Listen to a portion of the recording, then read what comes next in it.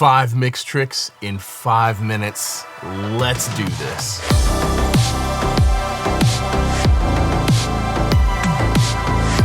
Hey everyone, I'm Cole Caparoon. Thank you for stopping by for another video. Figured it was about time we do another list of mix tricks. Now there are links down below for every piece of gear that I use, and anything that I'm gonna talk about in this video, I'll put the link down below. Those links go to Sweetwater. Anytime you guys need any piece of musical gear, you can jump on any one of my videos, click on any one of the links in the description, and once you're on the site, you can purchase absolutely anything that you need that you were gonna buy anyway. And when you do that, it costs you nothing extra. It goes a long ways to help me keep making videos like this. Those links go to Sweetwater. So thank you, Sweetwater, for sponsoring this video. And thank you guys for using those links in the description anytime you need to purchase anything. Mix trick number 1.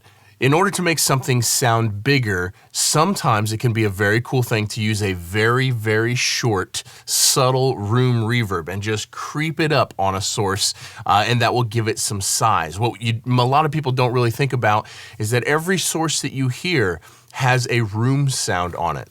My voice right now has a room sound on it. Anytime you hear a guitar or a drum kit or anything like that, there is some room sound around it. And if something was recorded too dry, the thing that comes to mind the most often is DI'd guitars or amp simulated guitars. Sometimes they are just way too dry, and just a touch of room reverb goes a long ways to help make them sound more realistic and more real.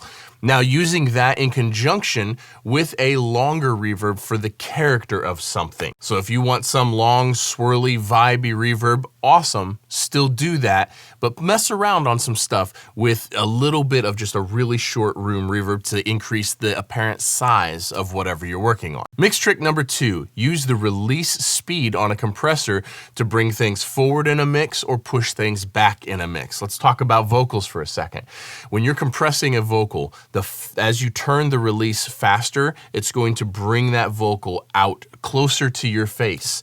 And as you turn that release slower, it's gonna push that vocal back, even when level matched. So when you want your vocal just popping out of the speakers, you want it like almost touching your nose, use a very fast release on your vocal compression. Next mix trick is to mix quietly.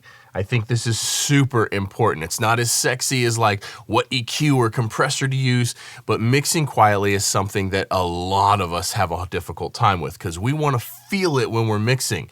The problem is when you mix too loud, you can very easily get the impression that something is hitting harder, is more impactful, is more exciting than it actually is. A lot of times when we're struggling with mixing and it's like we're getting like bland, dull, sterile results, it's because we're mixing too loud. Turn your monitors down and mix very, very quietly. I'm talking quieter than someone talking, like if someone was clicking on a mouse behind you, it would be super distracting. That's how quiet you want to mix.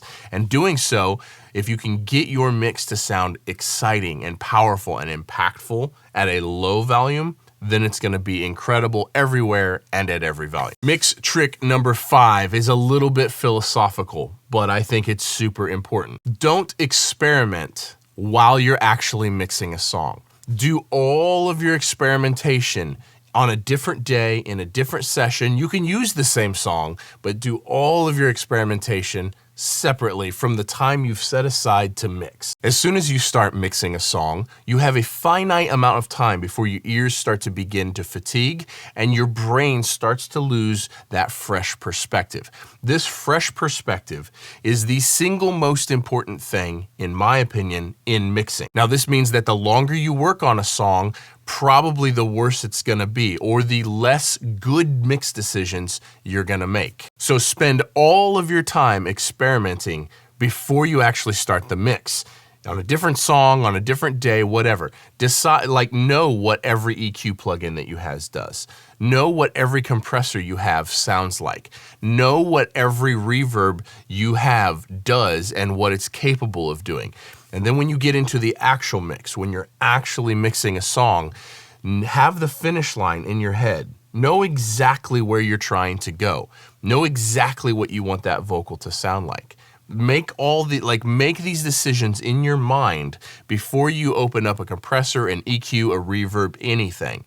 And then work to accomplish the goal that you have in your head. Like, work to get that sound you have in your head out the speaker. And because you know all of your tools, because you've done all of your experimentation and you know what each of them is capable of, then when you're trying to achieve the sound you have in your head, you know exactly what tool to go for and you can mix quickly, which means that your perspective will stay much fresher, which means your mixes will be much, much better. Don't forget to hit the links in the description anytime you need to purchase anything. Thank you guys for watching. Subscribe if you haven't yet. Drop me a comment if you have any mix tricks, and I'll see you guys in the next one.